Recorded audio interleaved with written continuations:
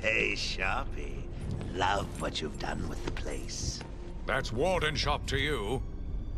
Holes! Yo, Frankie! How's the wife and kids? You miss me? Shut it, clown! A lot of people here really want to talk to you. Really? I don't mind walking. Not so tight, boys. You'll crease the suit. Get that filthy degenerate out of here! Warden, something's not right.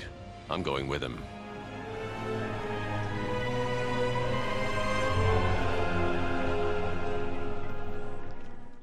Greetings everyone, I am Dr. J and welcome to Through the Looking Glass, where I look at old games I haven't played before to see if they hold up. I've been doing a fair number of RPGs lately, so let's shake things up by doing a very different kind of role-playing with Batman Arkham Asylum.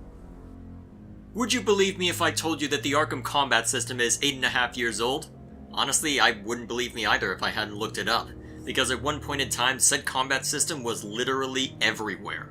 Whether you were an indie developer or a AAA publisher, it seems like everyone at some point tried their hand at it, to a degree where people now seem sick of it.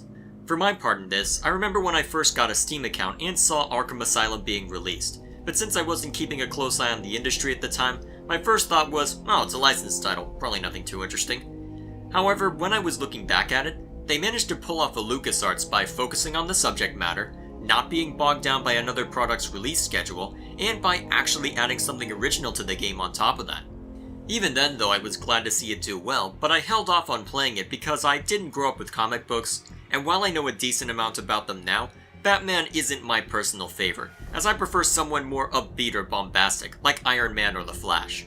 As a result, my interest in the game was primarily due to the combat, because after having played a couple of games that utilize it, I wanted to see what the original did that caught everyone's attention. So the question for me was whether there was something special waiting in store that other games had failed to capture, or if it was just a first iteration that wasn't worth returning to. So without further ado, let's dive into it. When tackling a particular game, I like to try and delineate between the story and gameplay, since there's usually some kind of disconnect or degree of separation. However, I'm having a lot of trouble finding an angle by which to do this, simply due to how well each element is intertwined with and works off of each other. I may be showing my hand too early here, but the pacing and variety are really well done, and it's hard to know where to start without feeling like I've neglected a crucial detail. I guess the best way to describe what I mean is by looking at the combat scheme, and then building from there. For those who are unfamiliar with Arkham Combat, it's a simple toolset that is built around a single character fighting a group of opponents. At the core of it, you hit one button to attack, another to respond to an enemy attack, and as the game progresses, you get more and more tools by which you can respond to differing enemies. For instance, some of them will have unblockable attacks, meaning you'll either need to stun them or vault behind them in order to start being effective. There are other moves as well, such as throwing out batarangs to slow down assailants, takedown moves you can do when someone's been knocked to the ground, and other options provided to you by virtue of tech upgrades. When I break it down like that, it's a fairly simple combat scheme, but there are multiple reasons why it stands out. For one thing, the controls and feedback are really well done. In the latter, every punch looks and sounds like there's a lot of weight put behind it, and it's amusing to hear your assailants get flustered at their inability to pin you down. The controls, however, are a little harder for me to judge because of past experience with Arkham Combat, and it's due to a single difference, specifically how counterattacks are handled. In both games I've played that use this combat system, counterattacks take priority over literally everything else, meaning that even when you're mid-action, you can always turn away an assailant. It's easier for a newcomer to get into, but to some degree, it's a change that is ripe for exploitation. Even when you're surrounded by enemies, you can just spend all your time counterattacking to your heart's content, and eventually cleave through every opponent within a 5-mile radius without being in any real danger. In this case, however, once you've committed to a punch or takedown move, you're going to follow through unless you get hit, which means the onus is no longer on your reaction time in the moment, but on judging if you can make the hit without someone else taking a swing at you. Due to that subtle difference, I had more difficulty than someone with no experience of the system might have, because while the controls were virtually identical to Middle-earth Shadow of Mordor, it meant all of the habits I built up in that game were lobbed into this one, and ended up hurting my ability to be effective. When it comes to the controls themselves, you have a choice between using a controller or keyboard and mouse, and in my case, I chose keyboard and mouse because of my extreme dislike for controller aiming. It wasn't super important for this game outside of the occasional batarang or grapple hook, but it was enough for me to take a hit when it comes to effectively moving around the world. I don't know how much of my reaction is influenced by previous experience with the genre, but outside of the difference for counterattacks, I had very few issues with the game. Still though, I do like the change to counterattacks despite the difficulty it posed to me, because while I'm used to button mashing in most of the games I play, I do have to be more careful and strategic this way. I know the phrase, "this game makes you feel like Batman," is grossly overused, but there is a degree of truth that would be worth exploring if game journalists weren't, well, game journalists. A main reason why someone would play a Batman game would be to feel like the world's greatest detective, and whether the game can fulfill that fantasy can be a useful barometer, so long as you understand what it means to be Batman. In the case of the combat, a lot of people see him as the badass who can go toe-to-toe with a superior foe or outnumbered, by virtue of wits, careful planning, and sheer determination. Having a combat system tailored to that, where you're not just button mashing the victory, does a lot to add to that fantasy. There are even entire sections of combat where the goal isn't to bring a fist to a gunfight, but rather to be stealthier, wait for targets to be alone, or isolate them somehow yourself, knock down one with a batarang and then glide from a gargoyle to make a second one see stars for the rest of the night, only to disappear back into the shadows before the group shows up and starts asking questions with the firing end of a rifle. In fact, that whole fantasy ties into another reason why the combat works. It's not the main attraction. And I know that sounds weird because I just said that I liked it, so clearly I'd want more of it, right? Well, yes and no. Yes, because I would definitely play another game like this, but no, because if the combat were the only thing you were doing in this game, it would become tiresome after a while. In order to maintain player interest, you have to know when to shake things up and when to keep things the same. And in the case of this game, the combat is deep enough to where there's plenty you can do with it, but not so deep to where it would carry the game on its own. Because of that, there are a ton of other things that you can do, many of which are relatively basic but are compelling enough for what's been given. There are some areas where you have to completely avoid detection. In those sections, it's a matter of learning the patterns of the guards or other dangers, and figuring out a way to move through them without issue. There are some areas where you're trying to track someone down, and get to do some basic detective work. In those cases, it's a matter of finding an object, seeing what kind of trail it left behind, and then following it through whatever perils may await you. There are also plenty of secrets and collectibles that you find along the way, many of which unlock as you gain access to new gadgets. I didn't go hunting after all of them, but for the obsessive player who has to have all of them, it gives you a lot to look for, regardless of whether you're looking around after the fact or simply moving to the next section. Each of these is fairly simplistic, but they end up adding a lot to the overall whole for two reasons. To start, it allows them to take full advantage of the theme. The game is set on Arkham Island, with a bunch of criminals having already been captured. That means when things inevitably go south by virtue of the Joker, you get into all sorts of interesting scenarios by virtue of everyone trying to take advantage of that fact. Scarecrow is able to unleash nightmares on you, which adds a trippy layer to some of the stealth sections. Bane acts as the first time you're seeing a really tough enemy, and leaves an impact by being hard to deal with in his own right, to say nothing of the goons that go to back him up.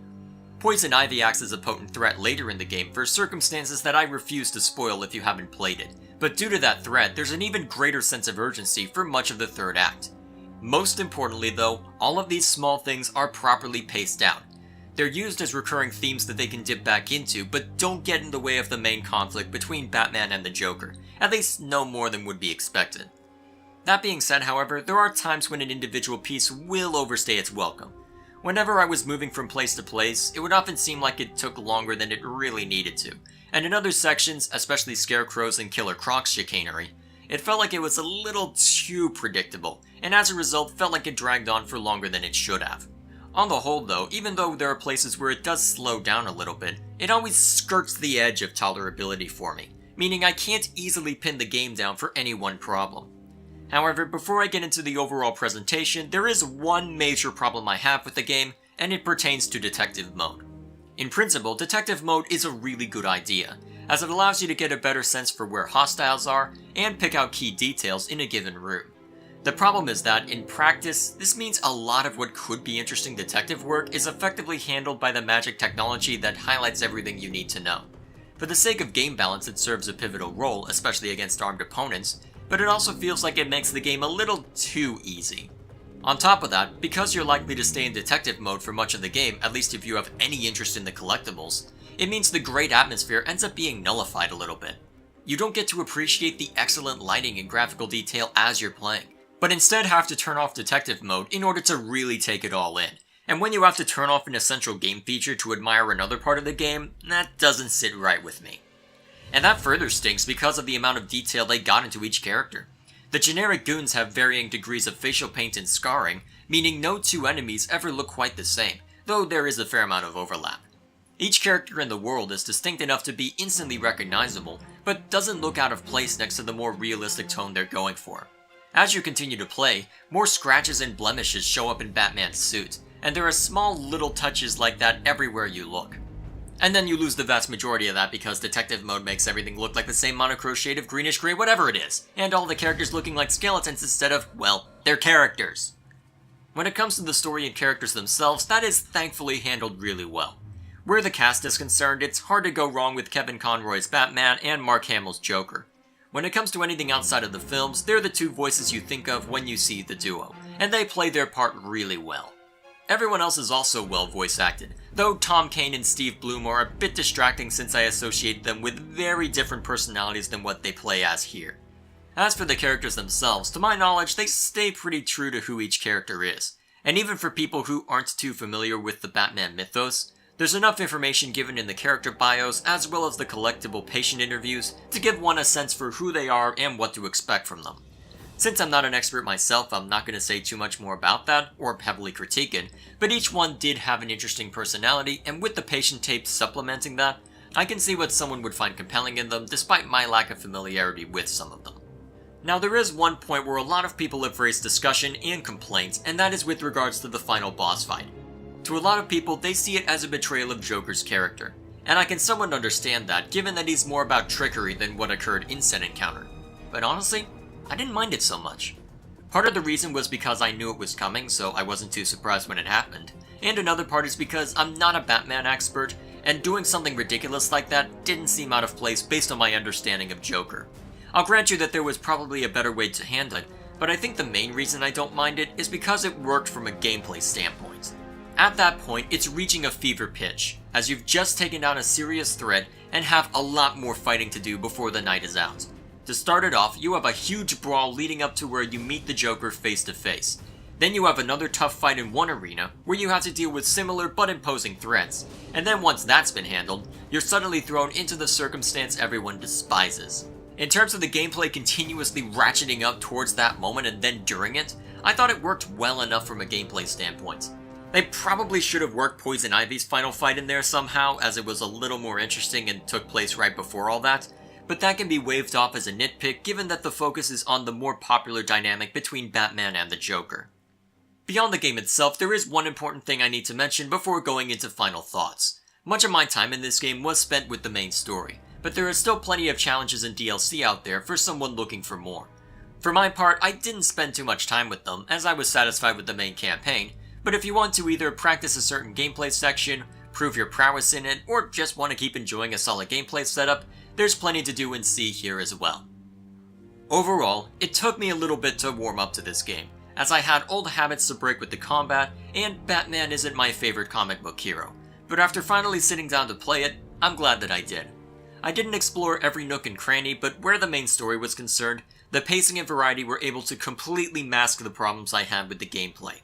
If you're a Batman fan, then you're probably already reinstalling this, but for the rest of you, the decision will come down to whether or not the theme is enough to make you overlook some fairly basic but still engaging gameplay.